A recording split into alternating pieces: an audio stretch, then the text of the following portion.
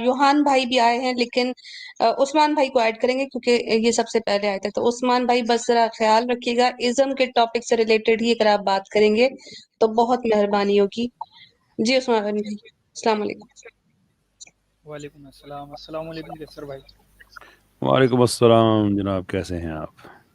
الحمدللہ ٹھیک، آپ سنائیں. اللہ کا شکر جی، فرمائیے. میرے کچھ اعتراضات ہیں آپ سے انجینئر علی مرزا کے حوالے سے. اصل میں وہ میرے نہیں بسم ہے، اللہ. میرا جو روم میٹ ہے وہ اعتراض کرتا ہے، میں اس کو جی جواب دیتا ہوں. تو لیکن اس سے کچھ اعتراضات ہیں، وہ میں آپ سے شیئر کرنا چاہتا ہوں، اس کا جواب چاہتا ہوں. وہ آپ کے روم میں ہی ہوں گے، ان سے کہیں کہ وہ تشریف لیں تاکہ بالکل. کہیں. نہیں وہ ابھی میرے روم میں نہیں ہے، وہ میں روم چھوڑ کے آ گیا، اب میں دوسری جگہ شفٹ ہو گیا. اچھا اچھا، تو فرمائیے پہلا جناب. اعتراض ہے، میں انجینئر کی صرف اچھی باتیں لیتا ہوں. مطلب آپ نے کہا کہ انجینئر علی مرزا کو نہ سنیں، ان کے اسٹوڈنٹ نہ بنے. تو ان کا یہ اعتراض تھا کہ میں صرف ان کی اچھی باتیں لیتا ہوں، بری باتیں نہیں لیتا، تو اس لیے میں ان کو سنتا ہوں. کیوں کی رائے ہے اس میں، اعتراض کیا ہے بھائی؟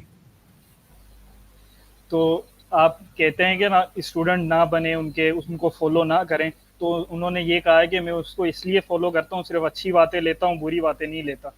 تو اس میں ان کو کیسے پتہ نہیں، لگے گا کہ وہ اچھی بات ہے یا بری میرا بات ہے؟ یہ کہنے کا مقصد نہیں ہے کہ آپ ان کو بالکل ختم کر دیں.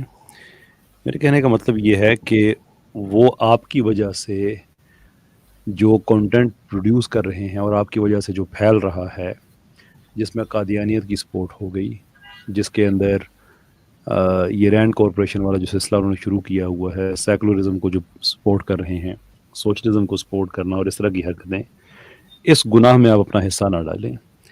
تو اگر لوگ ان کو سننا کم کر دیتے ہیں تو وہ بھی انسان ہے، ممکن ہے وہ بھی سوچیں کہ بھئی میں شاید ٹھیک ڈائریکشن پہ نہیں جا رہا. تو اتنے لوگوں کے ساتھ انہوں نے کام کیا ہے، تو ہیں تو وہ انسان.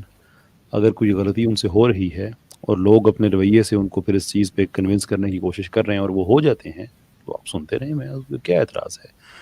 لیکن یہ دو چیزیں، یہ بات پکی ہے کہ جب تک وہ قادیانیت کو پروموٹ کرتے رہیں اور آپ ان کے الگوریدمز میں ان کو مضبوط کرتے رہیں گے، تو یہ گناہ آپ کے حصے میں بھی لکھا جائے گا. اور جب تک وہ سیکولرزم کو پروموٹ کرتے رہیں گے اور آپ کی وجہ سے الگوریدم میں ان کے لیے سہولت کاری ہوگی، تو یہ گناہ بھی آپ کے حصے میں لکھا جائے گا. ایک کلیئر بات ہے.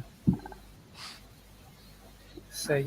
دوسرا اعتراض ان کا یہ تھا کہ انجینئر صرف اسلامی علم رکھتا ہے. مطلب آپ کا ان پہ اعتراض تھا کہ فلسطین کے مسئلے پہ انہوں نے کہا کہ یہ F-35 F-16 اس حوالے سے، تو انہوں نے کہا کہ انجینئر صرف اسلامی علم رکھتا ہے، اسے ٹیکنالوجی کے بارے میں نہیں پتہ. تو اس سے نا ٹیکنالوجی کے بارے میں غلطیاں ہو سکتی ہیں، تو اس کو اتنا بڑا ایشو نہیں بنانا چاہیے، جو کہ کیسر احمد راجہ نے بہت بڑا اس کو ایشو بنایا ہوا ہے اور اس کے اوپر اعتراض اور ویڈیو پہ ویڈیو بنا رہے ہیں.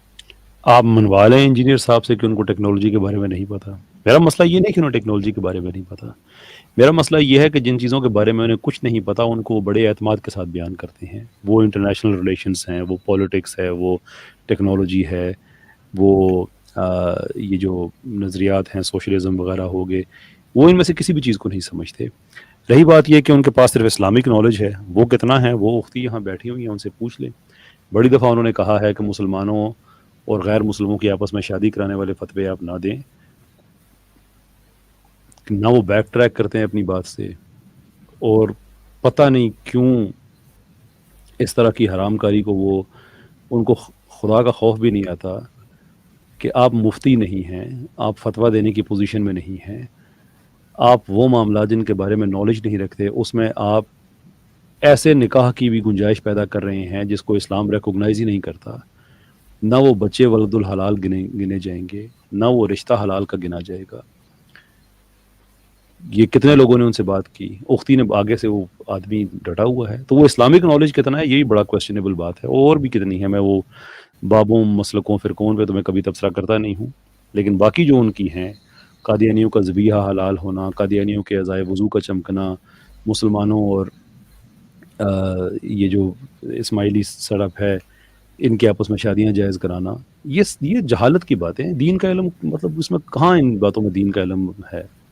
کہیں بھی سب جھوٹ ہے، سب لغو باتیں ہیں یہ.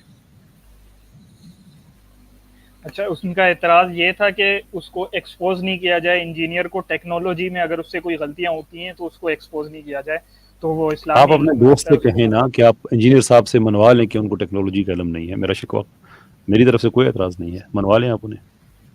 اچھا، اور ان کا ایک سب سے بڑا اعتراض یہ ہے کہ کیسر احمد راجہ جو ہیں وہ انجینئر کے خلاف ویڈیوز بنا بنا کر مشہور ہو رہے ہیں. جو جتنی بھی ان کی ویڈیوز ہیں تقریباً انجینئر کے خلاف جو ویڈیوز ہیں وہ مطلب ایک قسم کا چورن بیچ رہے ہیں، وہ انجینئر کے خلاف بنا کر مشہور جی، ہو رہے ہیں. کافی ویڈیو مشہور بھی ہوئی ہیں آپ کی، یعنی مطلب میرے وائرل ویوز ہوئی زیادہ ہیں. آتے ہیں، میرے ویوز زیادہ آتے ہیں اگر میں انجینئر صاحب پہ بات کروں تو. جی جی، یہ ان کا ایک اعتراض ہے.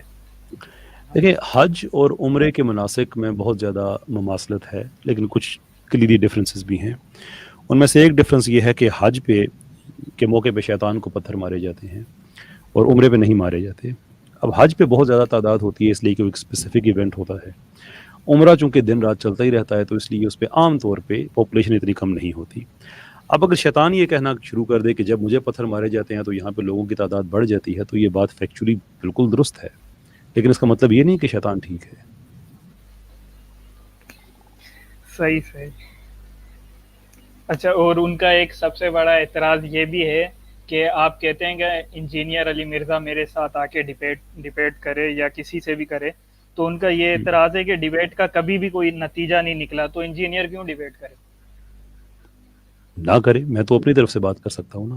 ویسے یہ بھی انتہائی جہالت کی بات ہے کہ ڈبیٹ سے کبھی کوئی نتیجہ نہیں نکلا. نتیجے ڈبیٹ سے ہی نکلتے ہیں. صحابہ کی آپس میں ڈبیٹس ہوتی رہی ہیں، صحابہ کی کفار کے ساتھ ڈبیٹس ہوتی رہی ہیں.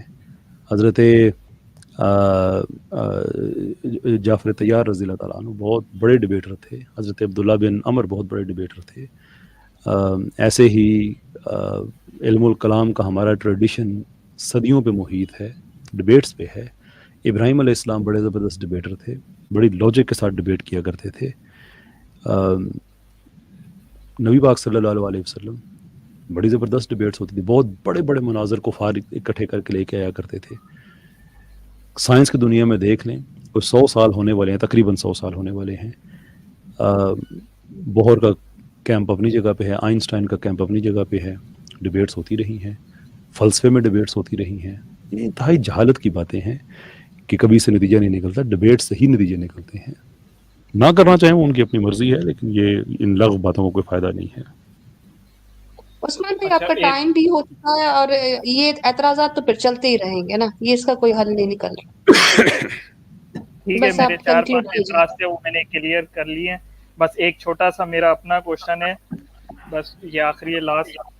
لوگ کہتے ہیں کہ آپ سے سوال ہے میرا، ایک رائے جاننا چاہتا ہوں. لوگ کہتے ہیں کہ حکمران اچھے ہوں گے تو حالات اچھے ہوں گے، مطلب لوگ اچھے ہوں گے تو حکمران اچھے آئیں گے. تو مجھے یہ سوال کہیں سے سمجھ نہیں آتا، تو اس کی رائے چاہتا ہوں آپ سے اس بارے دونوں میں. باتیں ٹھیک ہیں کہ اگر لوگ اپنا حق انتخاب اچھے طریقے سے استعمال کریں گے تو ان کے حکمران اچھے آئیں گے، اور اچھے حکمران آئیں گے تو وہ لوگوں کے لیے اچھی پالیسی میکنگ کریں گے. بات بالکل درست ہے. قرآن بھی یہی کہتا ہے کہ جب قومیں اپنے حالات کو ٹھیک کرنے کا ارادہ کرتی ہیں تو پھر رب بھی ان کے حالات ٹھیک کرتا ہے. صحیح، ٹھیک ہے. بس یہ میرے کچھ اعتراضات تھے اور سوال تھے. بہت شکریہ. میں ابھی اجازت. شکریہ آپ کا جناب. تھینک یو جی. بہت شکریہ عثمان بھائی.